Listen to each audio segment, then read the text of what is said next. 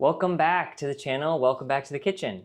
This second video on the 3 S's of kitchen success, specifically on food safety and storage, is going to help you understand some of the basic principles behind how to make safe food and how to keep it safe so that you can enjoy it.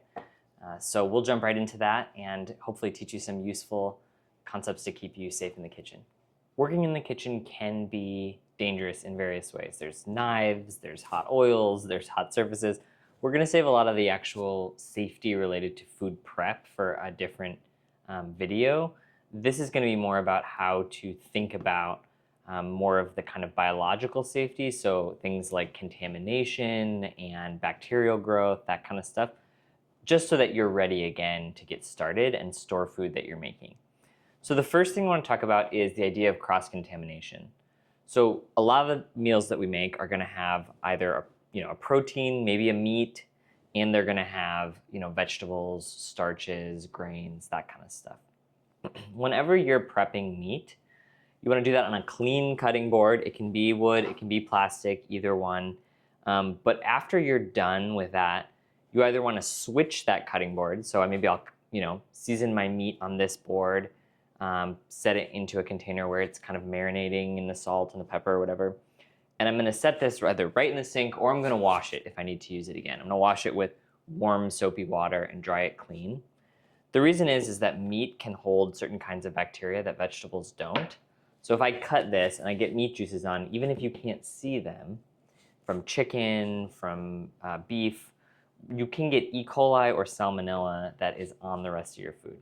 So it's always best practice to either wash a cutting board right after you use it for meat. Any raw products, basically meats, are the main ones. Or switch out the cutting boards and use a different one. Be clear, like, this is my meat board and this is what I'm going to cut vegetables on, for example.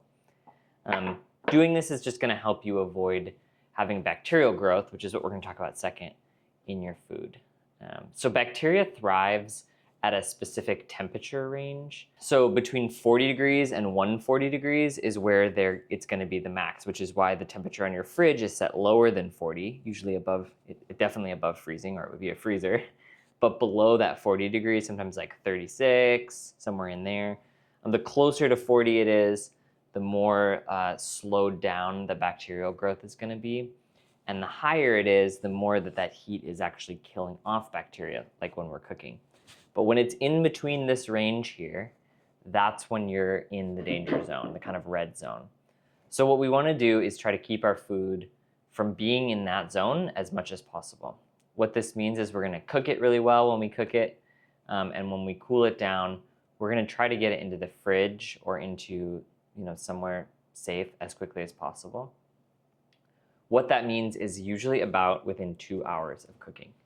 So it's not actually good to take your hot soup and put it right in the refrigerator, because that soup is going to warm up the whole fridge, and your fridge is going to have to work super hard to bring the temperature down. Other food might be getting up into that danger zone. So maybe I'll make a soup or make something and I'll set it on the countertop and I'll let it cool down. But within 2 hours, I'm putting it right into the fridge. And usually as soon as it's a bit closer to room temp, I'm trying to get it into the fridge. So just think about that range. I'm going to take you over to the fridge next, and we're going to talk about how to set up your fridge for kind of best use and storage. But thinking about that range and about cross-contamination is going to stop you from getting bacterial growth inside of the food that you've made or the raw ingredients that you've prepped.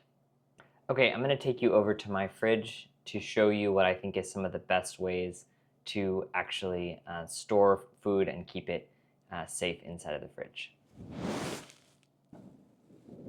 Okay, so here we are in the actual fridge, and I'm going to talk a little bit about how I organize my fridge.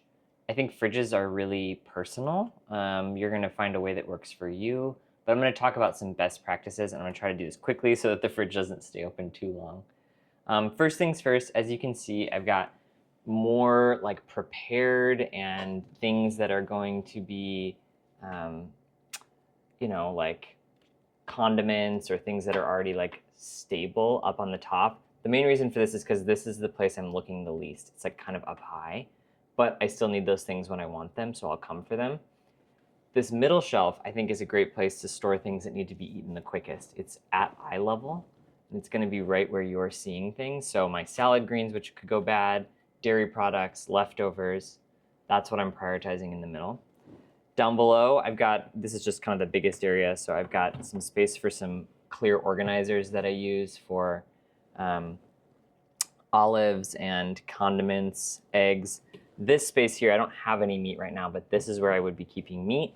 And the reason for that is that if you put the meat up high, the juices can actually like run down and you can end up with a real sticky mess. So this is meat and some extra things I use frequently. Greek yogurt and more dairy. Vegetables, and then meats and cheeses down below, all the way in the bottom. The drawers, or the doors themselves rather, are great spaces to put the things you're going to use the absolute most. So I've got some condiments, my water, more condiments, and then this is an herb saver that I use, almost daily. So that's a way to think about how to organize your fridge so that you can maximize the space, but also keep things safe and clean.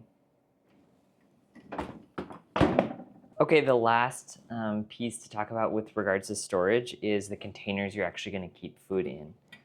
So I've got a couple different options here. I will highly recommend glass. The reason for this is that plastic containers are more liable to kind of warp.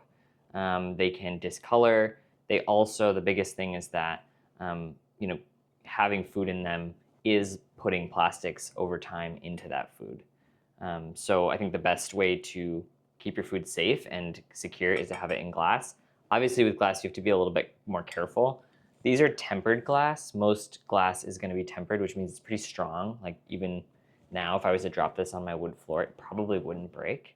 It's possible. I have dropped it on concrete. It did break. So it can break. That's a reality. I like these because they come with the plastic lids, not in contact with the food, but just really easy and not as heavy, and they snap right on. So I would recommend getting a set of these, different sizes for different things. They're going to be great for storing any food, any prepped food. Round ones, rectangular ones, they can store different food. This is great for like carrots or a chicken breast. This is going to be better for soups or chickpeas, something that doesn't matter what the shape of the container is. So I got these at Costco, I think, but you can get them online, get a big set of them. When I store these, this is just like a little pro tip, we have space. So if you don't have space for this, then you have to find another solution. But we have a big drawer, this old kitchen with a big drawer. I actually store all these with the lids on because I find that the worst thing that happens with these is that the lids grow legs and run away. They end up at my husband's office or my office or whatever. So keeping them with the lids on means that I never lose them. Another reason to prioritize glass is that you can see right through it. So it's nice to see what food you have left over, or to see if food is starting to go bad. That's going to help you make sure that you're staying safe and clean when you're making all your food. So now you know some of the essentials to understanding what safe food is and how to keep it safe. Don't cross-contaminate, keep it in a safe temperature range, and store it in a way that's going to keep it clean and safe for future use. This has been the second video of two videos on the 3 S's of kitchen success. The first video was on setup, so what are the essential things you need to have in your kitchen to make it work? And this second video has been on safety and storage, like I just said. If you enjoyed this, please check out my other videos, like and subscribe if you want more of this content, and let me know where you're at in your cooking journey in the comments below. I'd love to hear if you've got a lot of skill or if you're brand new. It'd be fun to interact with you a little bit there. Awesome. Stay tuned for more cooking videos.